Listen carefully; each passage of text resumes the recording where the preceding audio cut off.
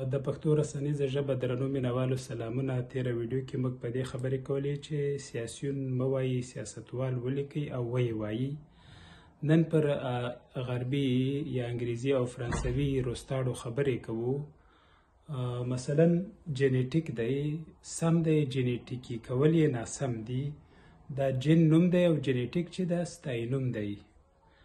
او جنیټیکي کول یې داسې دي لکه پښتو کې پوهنه ده، پوهنیز ترې جوړ ده. خو که پوهنیزي کوې ته دا یعنې یو روستاړي سره بل روستاړی زیاتوي. دا تېروتنه سوه، ځکه یو روستاړی سته بل ولې پسې اضافه کې.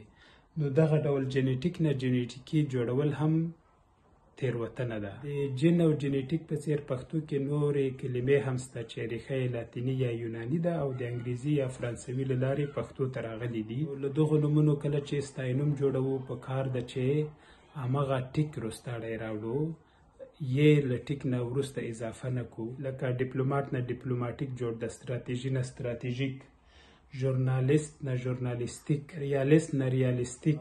دغسې نورې بېلګې هم شته. دا نومونه چې موږ او تاسو ویل انګریزانو فرانسویانو له لاتیني یا یوناني ژبو خپل کړي دي، خو دوی بیا د صفت جوړولو پر مهال د لاتیني ایکوس یا یوناني ایکوس روستاړی غورځولی ده.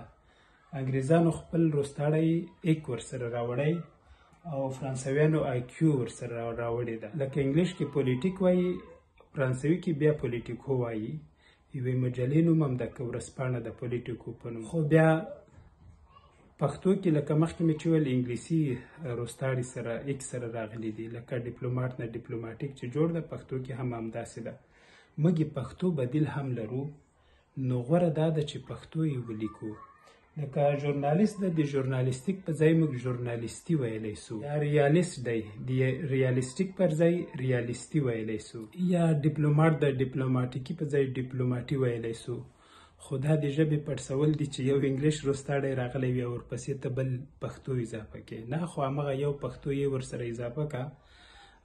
ټیک ده، یوه کلمه به له بلې ژبې راغلې وي، له لاتیني یا یوناني، د انګلیش روستاړی اضافه کوي، بیا بل پښتو اضافه کوي. خو ښه دا ده چې همغه یوه کلمه ومنه او د انګلیسي روستاړي په ځای خپل پښتو ورسره اضافه که.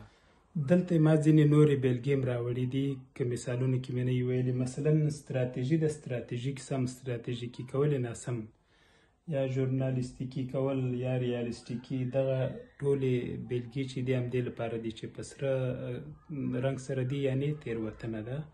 او ښه دا ده چې همغه پښتو سره مخکې مې چې ویل که جوړیږي ورسره خپل پښتو روستاړي سره یې جوړ کړو.